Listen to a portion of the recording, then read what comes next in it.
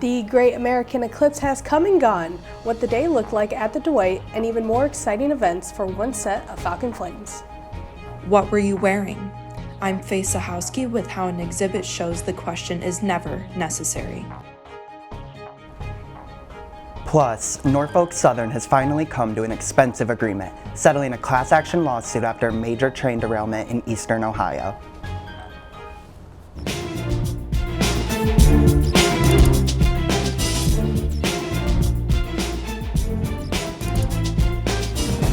Live from the campus of Bowling Green State University.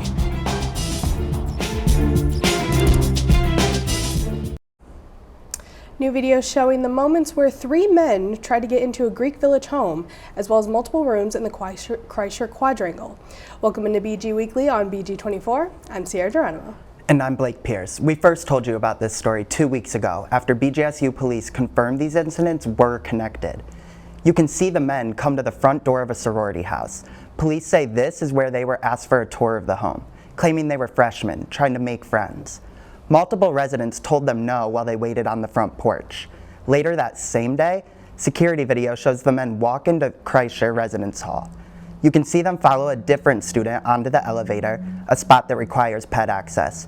Police were told the men went to multiple rooms, saying they were students from another university and needed to charge their phones. I wouldn't really be alarmed.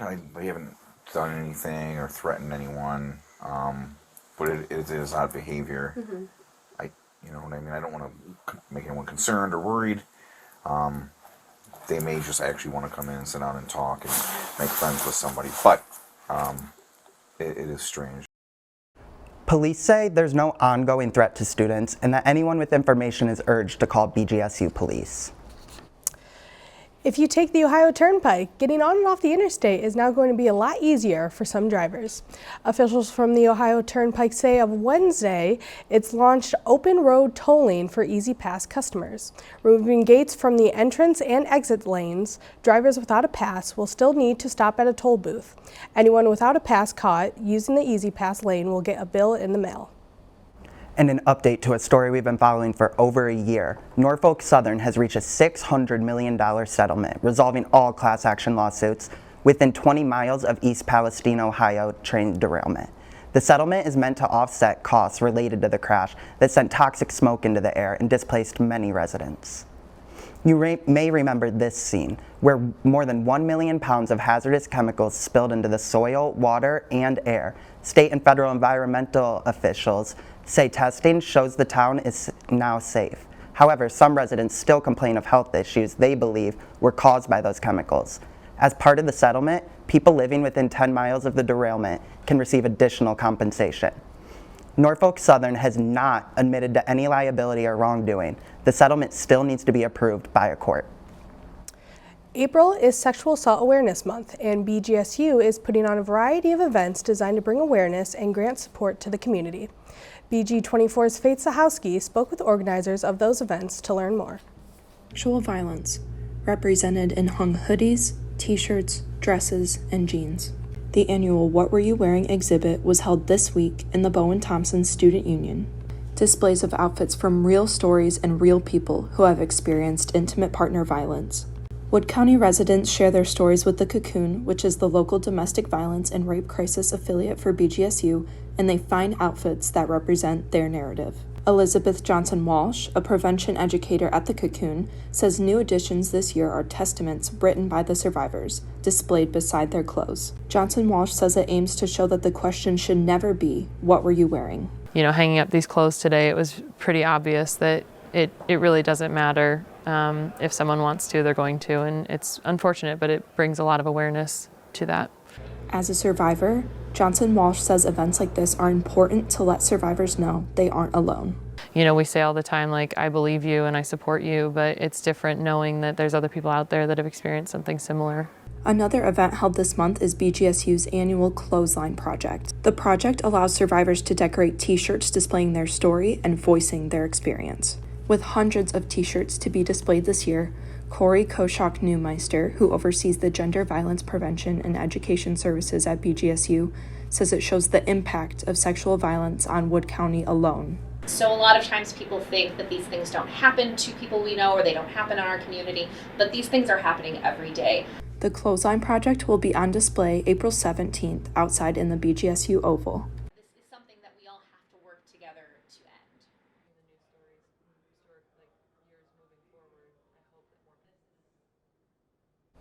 end. The What Were You Wearing exhibit runs through tonight in room 208 of the Bowen-Thompson Student Union. To learn more about the rest of events in April, such as Denim Day and Take Back the Night, visit BGSU's website. And O.J. Simpson has died at the age of 76 after a battle with prostate cancer. His family announcing his death this morning via social media. The former NFL star and broadcaster's athletic achievements brought him fame. However, that fame was eclipsed by his 1995 acquittal in the brutal killings of his ex-wife Nicole Brown Simpson and her friend Ron Goldman. Simpson later lost a multi-million-dollar wrongful death suit brought by the families of his ex-wife and Goldman. He went to jail on 12 counts of armed robbery and kidnapping. That was in what he called an attempt to get back some of his stolen belongings in Las Vegas. Simpson was released on parole in July 2017. Have you done your taxes yet? If not, you only have 4 days until they are due.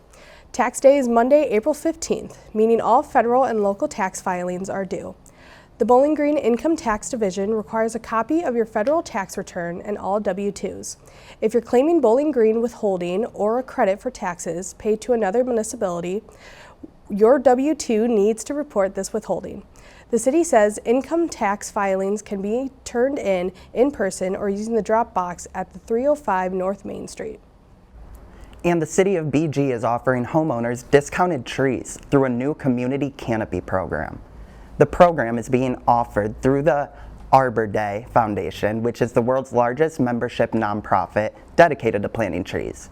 Residents can buy a tree for $50 with the city picking up the rest of the tab. Trees will be offered on a first-come, first-served basis with a limit of 4 per property. You can reserve your discounted tree now by going to the city's webpage.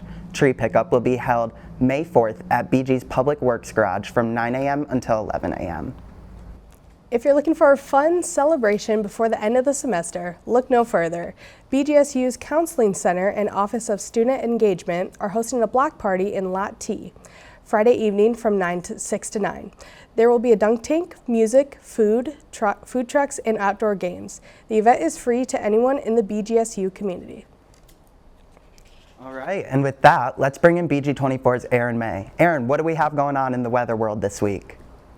Yeah, Blake, we've been seeing a lot of rain, especially today and yesterday. We have been seeing some cloudy conditions over the area over the past few days.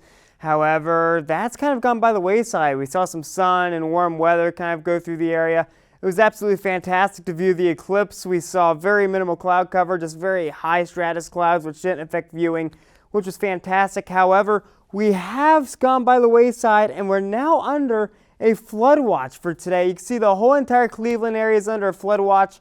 You can see right over here Wood County, we're in that dark green, giving us a flood watch, which does mean that we are under a flood watch throughout the next night. And with that, we've also gone under a wind advisory for high winds, probably 20 to 30 miles an hour with gusts even higher. So we could be seeing a power outage issue as we start going into tomorrow and throughout the next day. And we expect some wind to start coming in later tonight as we look ahead into the rest of today. We're going to be seeing lots of wind, probably a thunderstorm or two could be rolling through. We are under a marginal 1 out of 5 risk for severe weather. However, I'm not too concerned. If there was anything, I expect a light, scattered, maybe tornado, and maybe some damaging winds, but hail does not appear to be too much of a threat. We're going to be fairly warm today, but we are going to be seeing those high winds start to move through later on throughout the evening.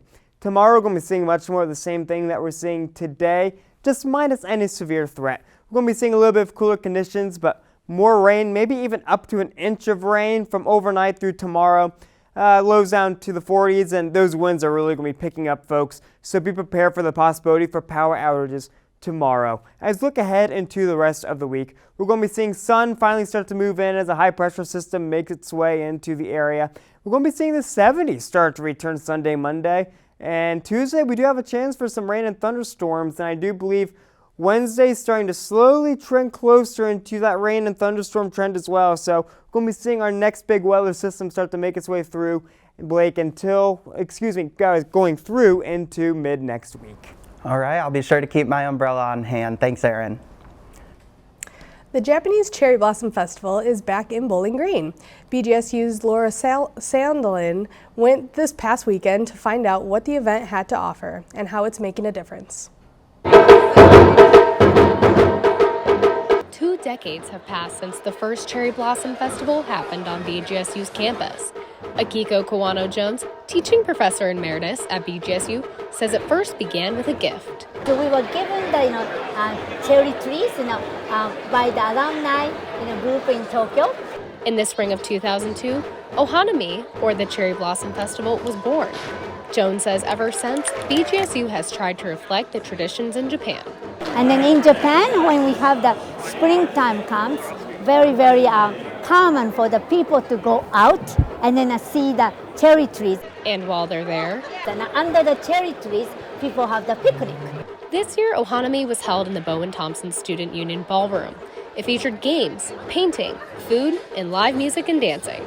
Over the last 22 years, Jones says that she's enjoyed sharing her passion. My passion is to put the USA and Japan kind of put it together, so this is really nice. Those in attendance include her students. One of them is Nicholas Rowe, the president of the Japanese Culture Club. He says Ohanami is a great way for people to learn about Japanese culture. This brings a lot of attention and notoriety to the Japanese community here, but on the other hand, it also brings a lot of attention to our department and club. And I get to see a lot of people be happy and experience things they normally wouldn't get to experience in a place like Northwest Ohio. Though she retired 3 years ago, Jones says she plans to continue her efforts of blending cultures at BGSU. Oh, that's wonderful. And every year I said, maybe this is going to be a last one. But then when I see people like this, I'm going to do it one more time. Reporting for BG24 in Bowling Green, I'm Laura Sandlin. For more information about BGSU's Cherry Blossom Festival or the Japanese Culture Club, you can find their information on BGSU's Presence site, where all student organizations have a page. And Falcons spreading their wings and putting their strutting skills to the test. This past Saturday, the Schmidt-Horst College of Business transformed into a runway.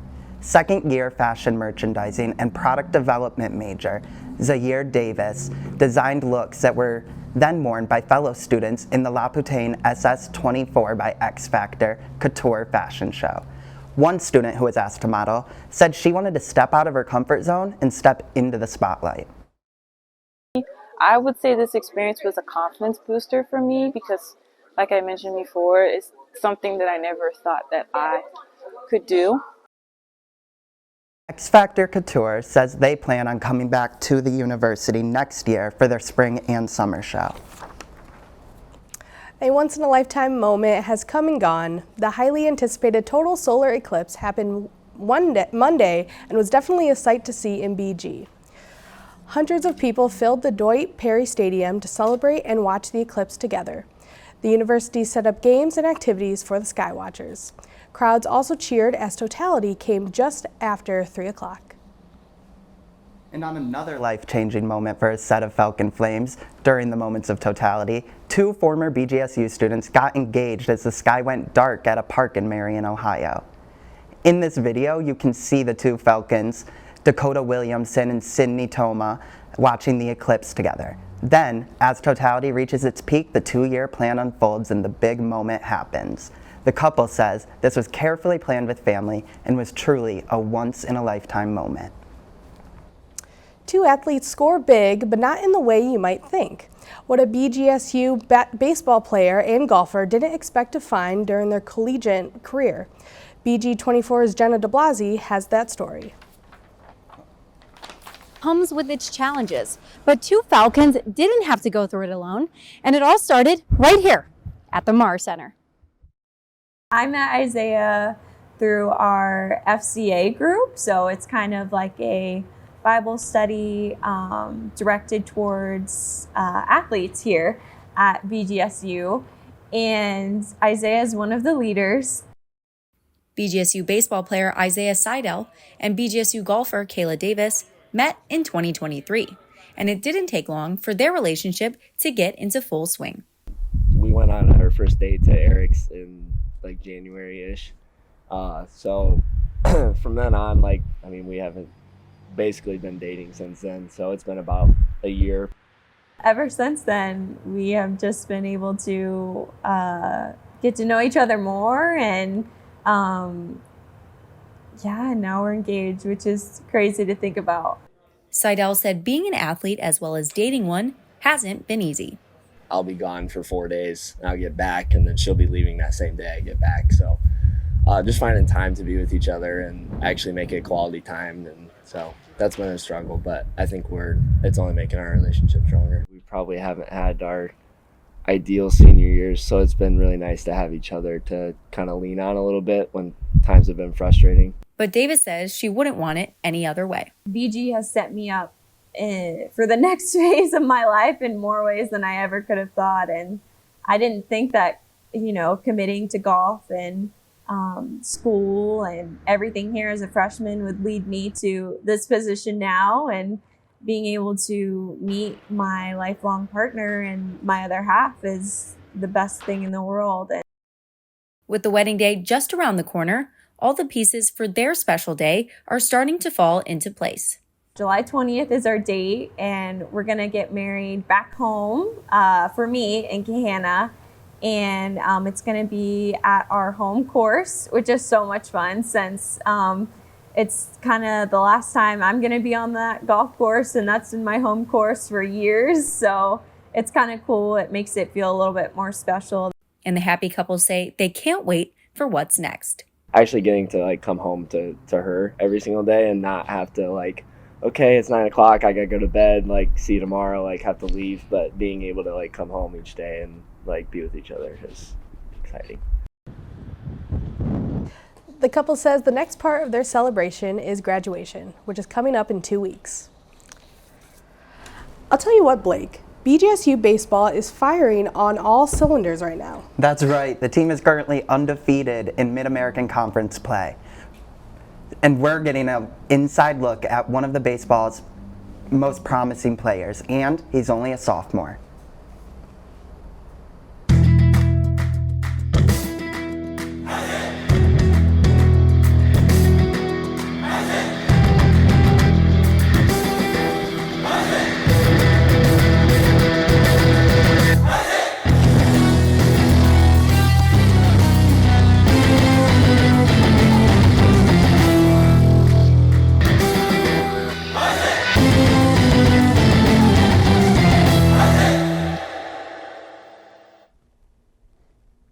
BG24 Sports is brought to you by the Falcon Media Sports Network. Hello everyone, I'm Lucas Kleinmeyer.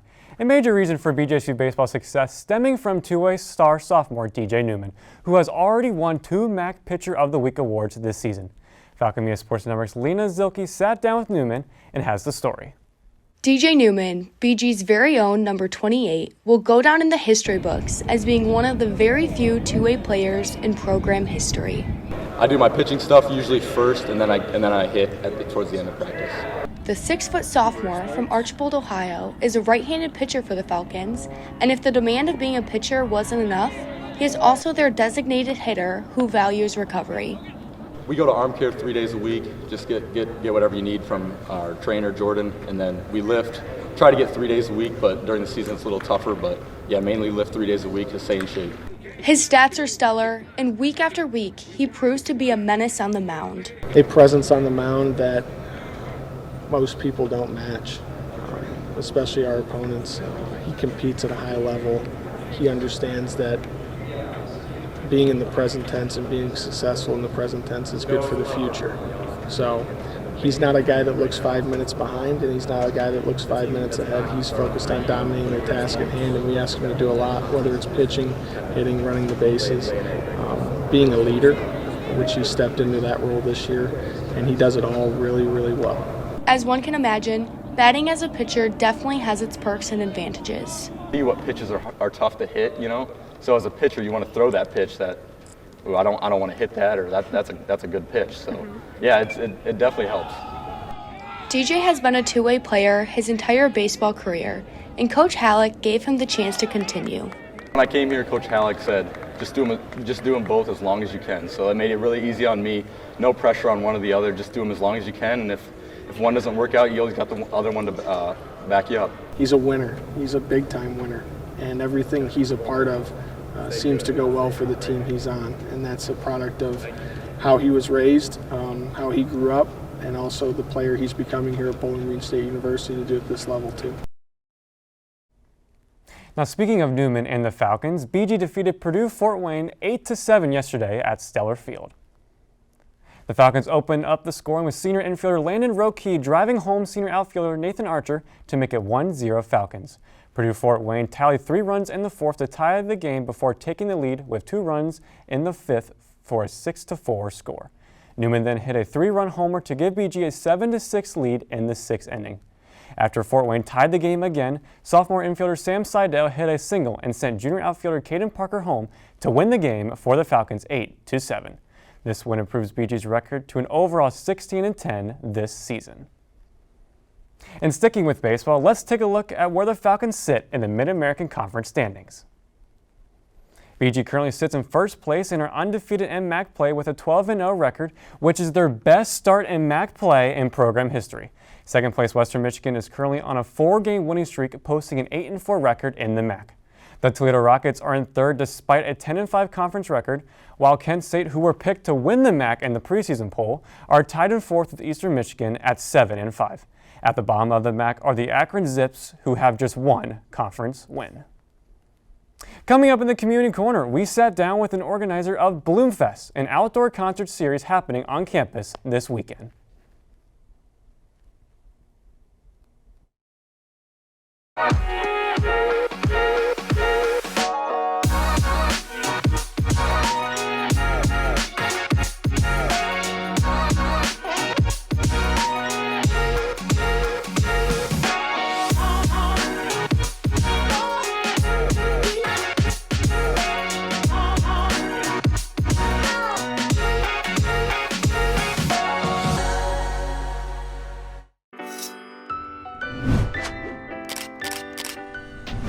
Welcome to Community Corner, where we talk about interesting topics in our community. I'm Faith Sahowski. Live music will fill the air on BGSU's campus this weekend. Bloomfest is an annual outdoor concert put on by the Music Industry Club and the Environmental Action Group for a celebration of Earth Month. Today we're talking with Alex Kralik, a student organizer of the event. Alex, thank you so much for being with us today. So first, can you tell me a little bit about the Environmental Action Group and what you do on campus? Yeah, so we're a student organization on campus. We meet weekly to push for sustainable initiatives on campus as well as off campus. We work with locals in the community, also with executives on campus as well, to try to get as much done as possible to make campus as sustainable as possible.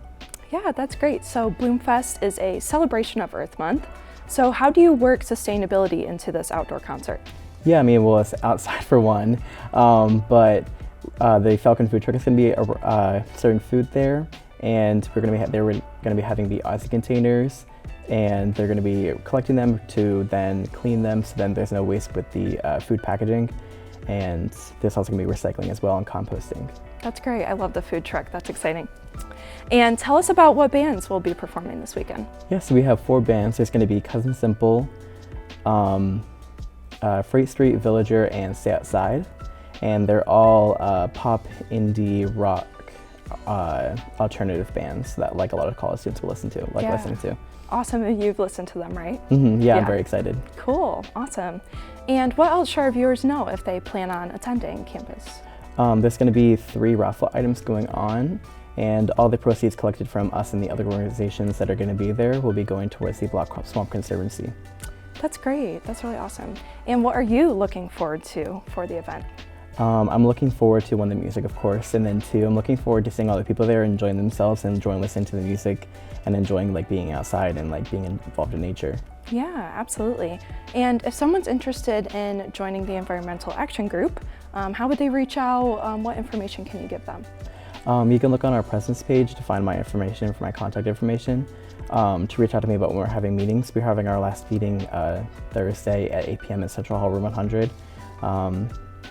But yeah, if you want to get more involved, you can always contact me. Yeah, great. And what type of student organizations will be at the event on Saturday? We're having over 10 organizations come, but some of the few are Campus Sustainability, Herpetology Club, Outdoor Adventure Club, and Marine Biology Association. That's just to name a few. Great, awesome. And you said fire pits, we're gonna have prizes, food, so it sounds like a really great celebration. Yeah, I'm very excited, especially for everyone to come. Yeah, awesome. So that's all we have time for today. The concert will be held this Saturday from 5 to 9 p.m. on the lawn of University Hall. The event will host bands Freight Street, Villager, Stay Outside, and Cousin Simple. Student organizations will be tabling at the event, and food and raffle items will be available for purchase. All proceeds go to the Black Swamp Conservancy. For more information about Bloomfest happening this weekend, visit BGSU's website.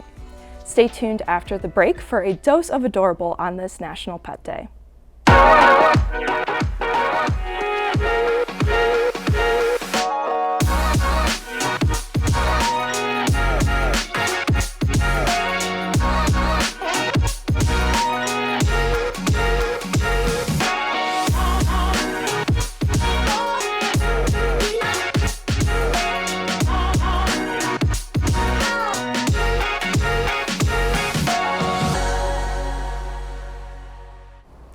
This past week was a win for our colleagues in BG Falcon Media, as the BG News stood out at this year's Ohio News Media Association Awards.